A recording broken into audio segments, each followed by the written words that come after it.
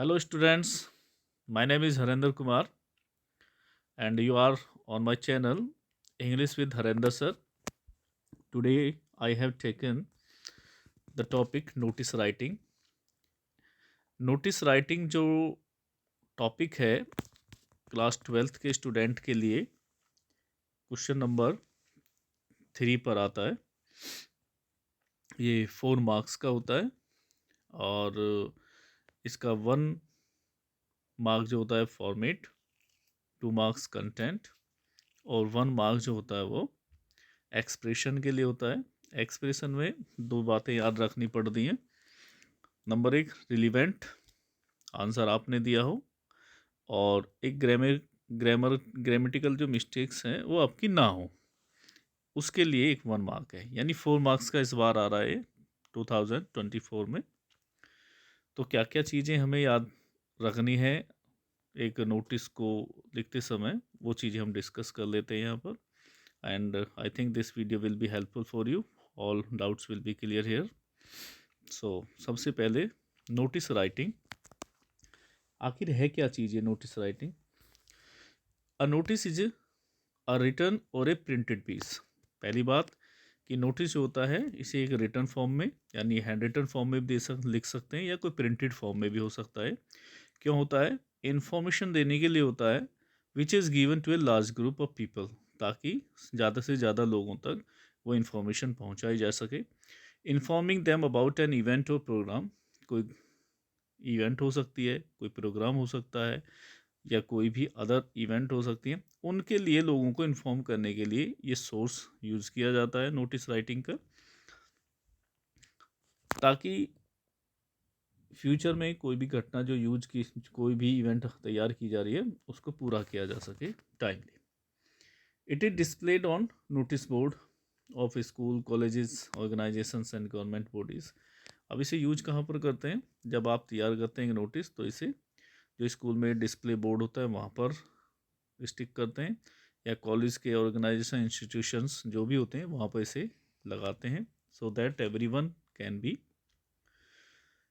confirmed easily और informed easily। Notice लिखने के लिए कुछ बातों को ध्यान में रखना पड़ता है। Points to be kept in mind. जब आप एक नोटिस तैयार कर रहे हैं तो you have to keep the following points in your mind. First point है इसमें, a notice must be enclose in a box. सबसे पहला पॉइंट है ये कि आपको नोटिस को एक बॉक्स के अंदर रखना होता है। अब बॉक्स बनाए कैसे? 2 तरीके हैं। नंबर 1, या तो आप बॉक्स को 3 साइड से पहले बना लें, left hand side, right hand side और हेडेड साइड, वहाँ से तीनों साइड से बनाएं, लेकिन डाउन साइड जो है वहाँ सबसे बाद में बनाएं। दूसरा तरीका क्या है कि आप पहले अपना कंटेंट लिख लीजिए और लास्ट में जब आपका नोटिस तैयार हो जाए, लिख जाए, उसके बाद भी बॉक्स बना सकते हैं। Second point, word limit should not exceed 50 words. Board के अकॉर्डिंग 50 वर्ड्स इसकी वर्ड लिमिट होती है। वर्ड लिमिट क्वेश्चन आता है फिर भी बच्चों के दिमाग में, जी कभी ज़्यादा लिख दें हम या कम लिख दें। पॉइंट, कम लिख दें प्रॉब्लम हो सकती है, लेकिन ज़्यादा लिख दें नो प्रॉब्लम। आप 60 वर्ड तक भी ले जा सकते हो, नो डाउट, लेकिन 50 एज पर the instruction given by the board examination, 50 word इसकी लिमिट होती है। ओनली रिलीवेंट, पॉइंट 3 है इसमें, only relevant information should be included. इसमें केवल रिलीवेंट पॉइंट्स ही लिखे जाएं, जो पूछे जा रहे हैं वही पॉइंट्स आप इसमें इंक्लूड करें। Don't add any irrelevant information, कोई भी इररिलेवेंट पॉइंट या कोई इन्फॉर्मेशन इसमें ना हो, यानी पॉइंट से अलग नहीं जाना है, जो पूछा जा रहा है कि उससे ही रिलेटेड आप अपने पॉइंट्स को इसमें इंक्लूड करें। 4 पॉइंट पर कहता है notice should be return on A fresh page. ये अच्छा पॉइंट है। जब भी बच्चे बोर्ड में कोई नोटिस या कोई भी क्वेश्चन लिखते हैं तो लिखते समय क्या करते हैं कि नीचे अगर 2-3 लाइनें बच जाती है तो वहीं से उसे लिखना शुरू कर देते हैं।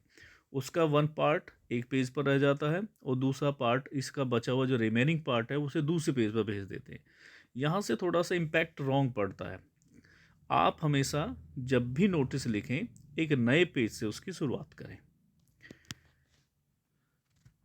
Nothing else should be written on the page on which the notice is written, यानी जिस पेज पर आपने नोटिस लिखा है उसके बाद उस पर और कोई क्वेश्चन न डालें। क्वेश्चन पॉइंट नेक्स्ट, इसमें personal pronouns like I, me, you and we should not be use. Main point है कि तीन पर्सन होते हैं, first person, second person, third person. First person में आई वी, सेकंड पर्सन में यू, थर्ड में he, she, it, दे। तो first और सेकंड पर्सन के जितने भी प्रोनाउंस हैं आपको उन्हें अवॉइड करना है। उनमें आई, मी, माई, वी, अस और यू, योर हो सकते हैं। आपको इन्हें यूज़ बिल्कुल भी नहीं करना है। अगर आप इन्हें यूज़ करते हैं तो इवेल्युएटर जो होते हैं, जो कॉपी चेकिंग करते हैं वहाँ पर, यानी मैं भी कर चुका हूँ, 7 साल मुझे भी हो गई कॉपी चेकिंग करते हुए, तो उसमें जो फर्स्ट और सेकंड पर्सन जैसे ही आप डालते हैं या लिख देते हैं कि बाय द वे, तो वहीं पर वो सर्कल लग जाता है और उसके मार्क्स डिडक्ट हो जाते हैं। So keep in your mind that avoid first person and second person while writing a notice. A notice is written in the third person. ये बात है कि आपको केवल third person he, she, it और या दे इनका यूज़ करना है।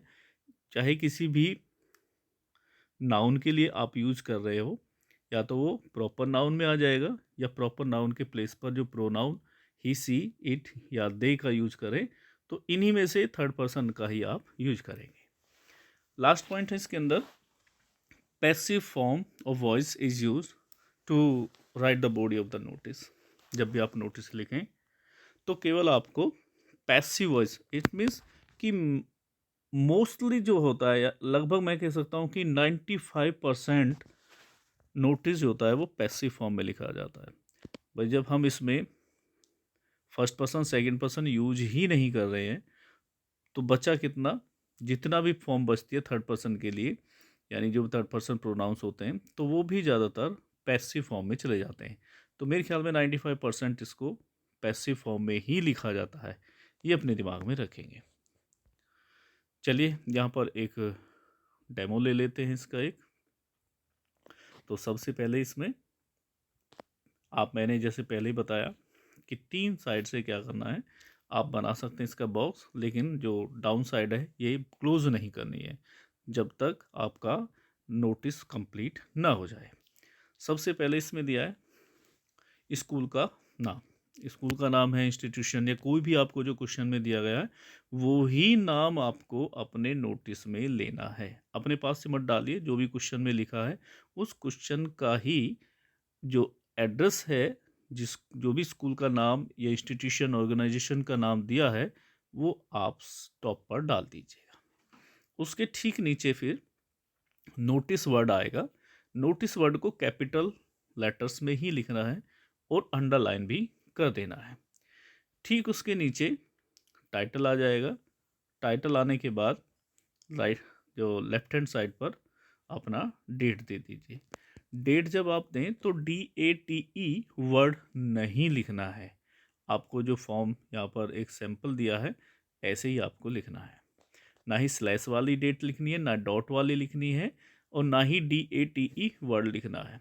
जो दिया है ऐसे ही लिखना है बस। अब उसके बाद कंटेंट आ जाता है। कंटेंट में 3 पॉइंट कम से कम आपको कवर करने हैं, जो कि हैं व्हाट, व्हेन, वेयर। व्हाट के अंदर लिखा जाएगा on the topic you are writing, it means which is the topic on which you are writing.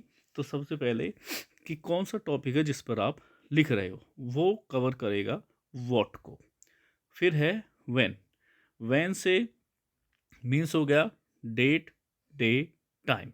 3 point इस टाइम के अंदर व्हेन कवर करेगा। वेयर, ये लोकेशन यानी कहाँ पर वो प्रोग्राम जो इवेंट है वो होने जा रही है, उस प्लेस के बारे में वेयर कवर करेगा। अब इसके कभी कभी इसमें हाउ भी हो सकता है या कुछ और पॉइंट भी इंक्लूड किए जा सकते हैं, जैसे कि कोई गेस्ट भी बताया जा सकता है, वो चीज़ें भी कवर करनी है। लास्ट में अपना नाम लिखना होता है, जो ऑथराइज्ड नेम होता है, जो इसे लिख रहा है, जिसको ऑथराइजेशन दिया है, वो अपना नाम लिखेगा।